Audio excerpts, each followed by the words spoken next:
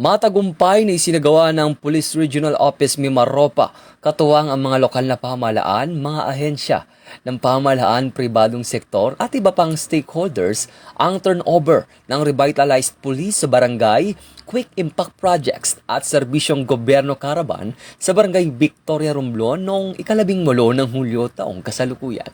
Bunga ng 6 na buwang paninirahan ng Romblon Provincial Mobile Force Company RPSB team sa barangay na turnover ang 2 amakan houses, community water storage tank, 2 kiosk, mga toilet facilities at iba pang proyektong naglalayong mapabuti sanitasyon, kabuhayan at turismo sa komunidad.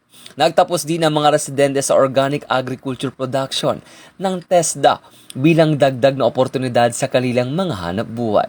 Nakinabang din ang daang-daang residente sa serbisyong gobyerno Caravan sa pamamagitan ng pamamahagi ng food packs, gamot, libreng gupit at iba pang serbisyong inilapit ng iba't ibang ahensya ng pamahalaan.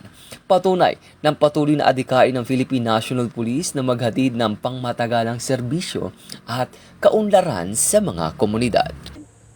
Mula dito sa National Headquarters ng Philippine National Police, ako si Patrolman Edwin Baris nagbabalita para sa Police News Network. Alagad ng batas, tagataguyod ng Balitang Pulis.